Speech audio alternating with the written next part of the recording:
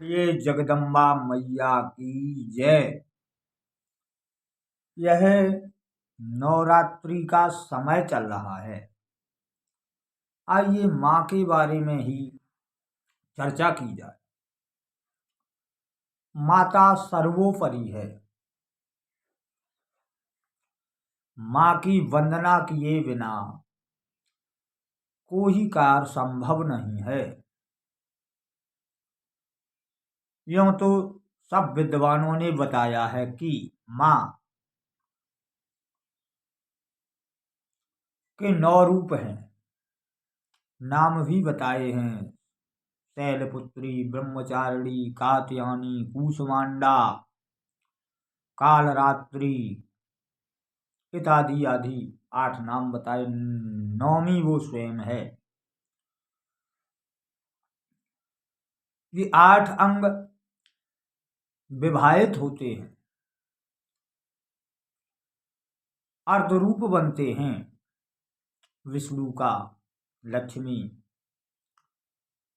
ब्रह्मा का सरस्वती, शिव जी का कालरात्रि रुद्रायणी। पर जो 9वां रूप है वो किसी को विभाजित नहीं है। वो ना स्त्री है ना पुरुष है, वो स्वयं आत्मा है।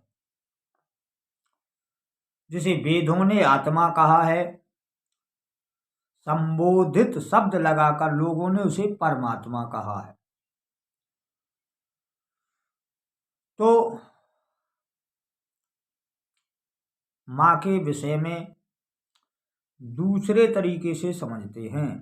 यह बात तो सब विद्वानों के द्वारा अवगत है कि माँ के 9 रूप हैं। इस प्रकार से उनके नाम हैं, इस प्रकार उनकी पूजा की जाती है।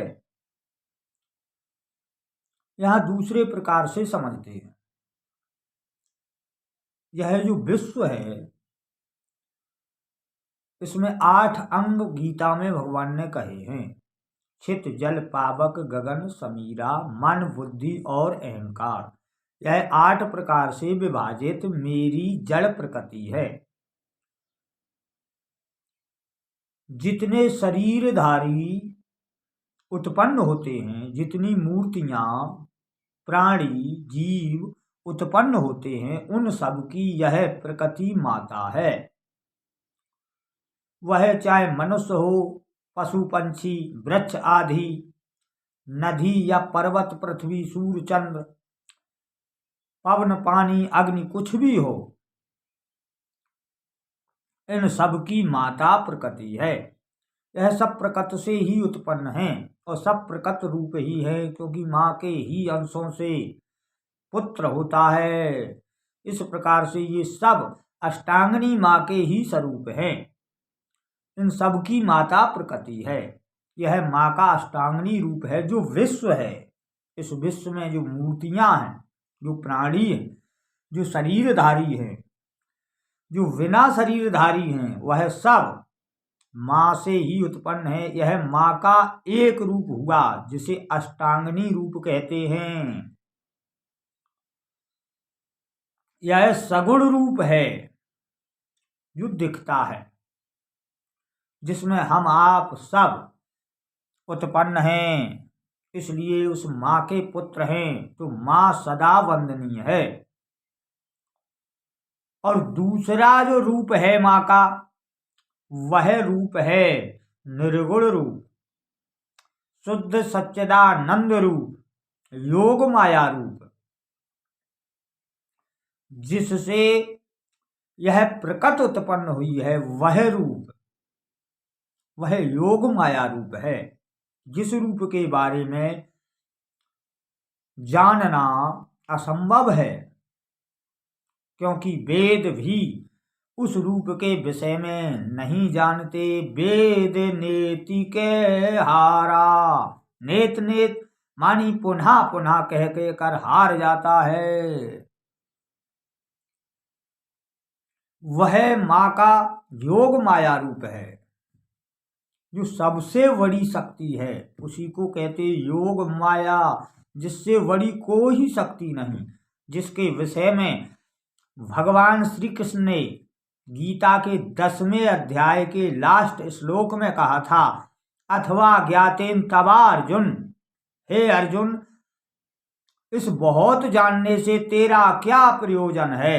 तू मात्र इतना जान कि मैं अपनी योग माया के एक अंश से इस संपूर्ण त्रिलोकी को रचकर धारण कर के अपनी योग माया में ही स्थित हूं। यानी कि भगवान ने कहा योग माया के एक अंश मात्र से यह त्रिलोकी रची है। इसी को अष्टांगनी कहते हैं, इसी को प्रकृत कहते हैं। इस विश्वमंडल को वह योग माया का एक अंश है और मैं अपनी योग माया में ही स्थित हूं, ऐसा बताया था भगवान ने पार्थ को। और कहा था कि हे पार्थ, अब तू मेरी योग शक्ति को देख। जो वैराट दिखाया वह क्या था? योग शक्ति का दर्शन। तू अब मेरी योग शक्ति को देख, अब मेरी योग माया को देख, जिसमें सब कुछ धारण है। वही गीता है। गीता की आरती में कहा गया है, हरि पद प्रेम दान कर अपनो कर लीजे। हरि जो पद है वह दान करके हे माँ अपना कर लीजिए। यह स्तुति गाई गई है तो उसी का नाम गीता है। वो कई नामों से विख्यात है योग माया।